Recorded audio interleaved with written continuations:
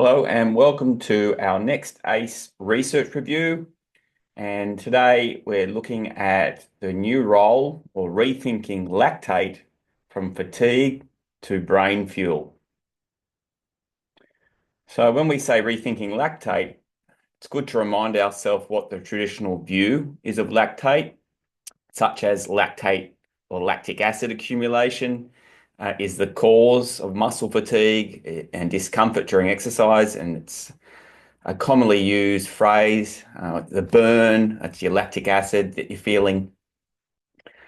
However, it's quite interesting to see research now shedding light on the role of lactate beyond its role in exercise and an outdated understanding of lactate causing fatigue. And this research is showing that lactate serves as a signaling molecule that promotes brain health and cognitive function. It's very interesting. So clearly what we need to do is shift the narrative to appreciate lactate's beneficial role beyond its association with fatigue and better understand what research is showing about this important molecule.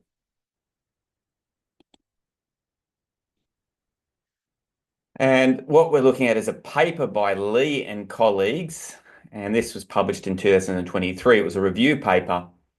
And in this paper, Lee argues that for almost 200 years, lactate's been regarded as actually a waste product. It's a dead-end product, serves no physiological function.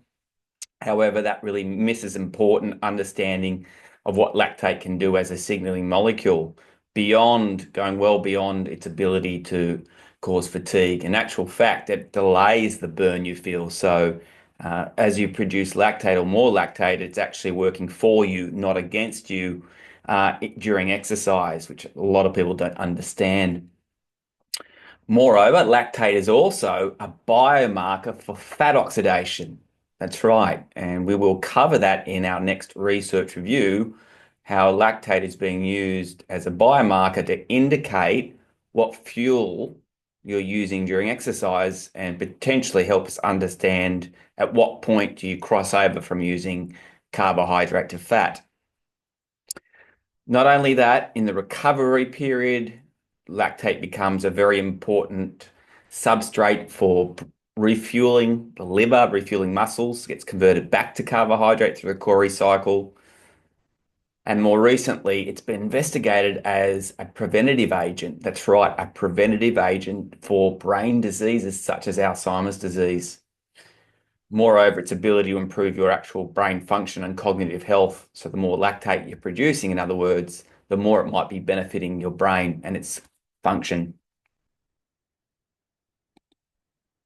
So to understand how lactate could actually do this, the mechanisms behind lactate's role in promoting brain health, which is something we're all no doubt interested in, we have to understand how it might do this. And one of the mechanisms in which lactate plays an important role in promoting brain health is its ability to increase VEGF levels. Now, VEGF stands for vascular endothelial growth factor. Think of it like a signal that the body sends out, or lactate sending out, to grow new blood vessels. So obviously in the brain, this is really important because more blood vessels means better blood flow, which means more oxygen, more nutrients getting in and out of the brain cells, and that's why it promotes brain health. So when we exercise, specifically when we're exercising in a manner that does promote higher lactate levels, our bodies produce more lactate, and lactate is then a trigger to increase these VEGF levels, which then means we're going to grow more blood vessels in the brain, we're going to get better blood flow. And this helps the brain grow new blood vessels, stay healthy, and even improve memory and learning over time. So certainly circulation to the brain is paramount, it's key, it's very important.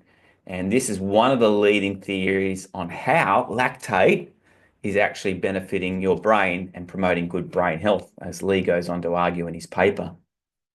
So with that understanding of the mechanisms, we can see that VEGF levels is the brain's vascular architect. That's right. So when we're thinking about good brain health, you want to have lots of these blood vessels, healthy blood vessels as well, to bring in oxygen and remove waste products.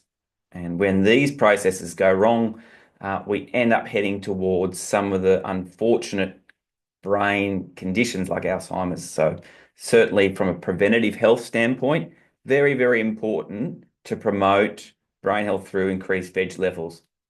So it enhances blood flow, it supports the growth of new vessels, improves cognitive function and memories. So the higher we can get our lactate levels during exercise, the greater the potential to stimulate the formation of new blood vessels through increased veg levels. And we can see that in the diagram here. Increased lactate. Now, this was shown by another research paper by Leslie in 2013. They actually injected lactate. So whether you inject it or you generate it through exercise, the key point to understand is if your lactate levels are increasing beyond what they are at rest, of course, then that plays an important role, lactate, the signaling molecule, in increasing these VEGF levels. So there is a small but growing body of research highlighting how these mechanisms play out and why lactate might become a friend, not the old perceived foe.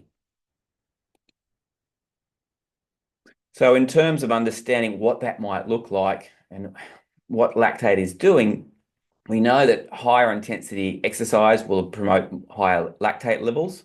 And in another study by Hashimoto in 2021, they used the 4x4 protocol, which I've spoken about many times before. That's 4 minutes at a high intensity. In this case, it was 4 minutes at 90% of your max effort or VO2 peak. So you spend 4 minutes at that high intensity, and then you spend 3 minutes at a lower intensity. So it's not a passive rest. So you drop back to 60%. So that's still a moderate workload. So you would repeat this cycle 4 times, and that's why it's called the 4x4 protocol. Typically, this is done on a treadmill using an incline where it's been used in some special populations. It's safer for them to walk on an incline to get their heart rate up, but it's not the only way you can do the 4x4 protocol. Now, what Hashimoto showed at these intervals promoted higher lactate levels in comparison to our continuous steady state or moderate intensity exercise. And we can see that on the graph here that the 4x4 intervals were promoting lactate levels around 8 millimole. Compare that down the bottom to the light grey bar, we can see the moderate intensity exercise, keeping the lactate levels around that 2 millimolar mark. So elevating the lactate levels above 2, upwards of 8, seems to be an important stimulus or the mechanism behind these higher lactate levels and going up into the blood-brain barrier and then promoting higher or increased VEGF levels and creating those new blood vessels that we just talked about. So lactate is a pivotal mediator of that important brain adaptation that we want to see. And so this goes to show that these sorts of exercise sessions can promote brain health, but in an acute response, they can also improve cognition. So there is some potential here to use this prior to undertaking some heavy learning, or if you're going to undertake study or even take an exam, undertaking a high intensity exercise session and promoting high lactate levels can improve cognitive function. So there's a chronic effect being long term, but there's also an acute effect for the brain, which is useful to know as well.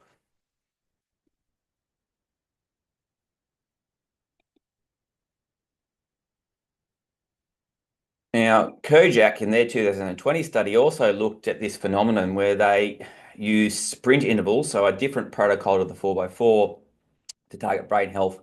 And they identified that in these sprint intervals, they elicited lactate levels much higher than the previous study. So they were looking at 17 to 18 millimolar, so a lot higher than the 8 millimolar that we just looked at. So very high lactate levels post-exercise using more of a sprint-based interval modality.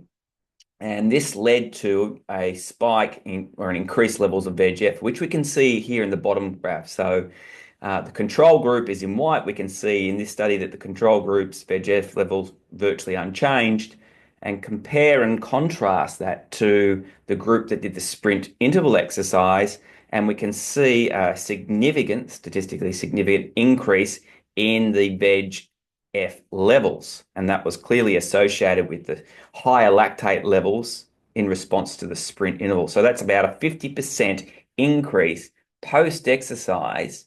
And that's driven from those lactate levels going from that resting level pre to around the just under the 2 millimolar mark upwards of 17 to 18. So it's a large increase in lactate. So these elevations are clearly associated with VEGF levels. So what that suggests to you is obviously you need to be aware of the types of exercise protocols or exercise sessions that are going to best promote higher lactate levels if your goal is to use that for brain health promotion or promoting brain health. But it also probably suggests that we need to get closer to a dose response. We're not there yet. So we don't have an exact dose being, is it 17? Is it 18? Is it 8 millimolar of lactate? So this is where future directions for research needs to identify that lactate range that's going to increase VEGF levels consistently. And that would be useful for us to know.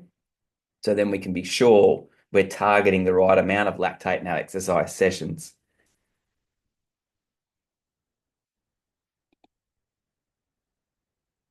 So are the practical applications. Firstly, if we're interested in promoting brain health, then certainly there is a case and a growing body of literature supporting the use of interval training to maximize lactate production. Now, with high intensity interval training, we always have to consider safety, such as pre-screening. Is the client safe and eligible to do it without the risk of an adverse event? So whilst increasing lactate production can be very, very beneficial for the brain, we just need to have the usual checks and balances in place so we don't just shotgun approach this and give everyone a high intensity interval training session to try and increase lactate levels. I think it's important to start educating clients about the cognitive and neurological benefits of lactate-inducing exercises. So that's important to make sure you're educating them around the benefits of lactate, and it's not a foe, it's actually a friend in this regard. And that is also in regards to those misconceptions about lactate and muscle soreness. We need to remove that from our vocabulary. It's not true, it's not accurate. And certainly it's downplaying the important role that lactate plays as a signaling molecule. And then lastly, we need to start thinking about getting closer to that dose response. What is the ideal dose of higher intensity exercise that promotes lactate production to increase brain health? And that might mean we need to start thinking about how are we actually going to measure lactate during exercise so we can be confident the exercise session we're conducting is actually achieving its goal, which is to increase lactate levels. So it means more focus on measuring lactate during exercise sessions. So how will we do that, you might ask? And traditionally or historically, we would use a blood meter, just like we use for taking our sugar levels, a lactate meter where we take a sample of blood from the finger or the earlobe, and then we apply that little blood to the strip, and the strip will give us a reading of lactate. But that's invasive. It's actually quite expensive. Lactate meters and the lactate strips themselves aren't cheap. So there's, again, in the future, there's groups now looking at wearable lactate sensors, which would make this a lot easier practically to measure lactate during our exercise sessions to ensure our client is achieving a high enough lactate level to improve brain health. And this is through wearable lactate sensors. And I've put a couple up here on the screen. K-Watch is one group who are in the middle of trying to develop a non-invasive lactate sensor. So much like how a smartwatch or other wearables work, you would wear this band on your wrist and it's measuring lactate in your sweat or just subcutaneously under the skin.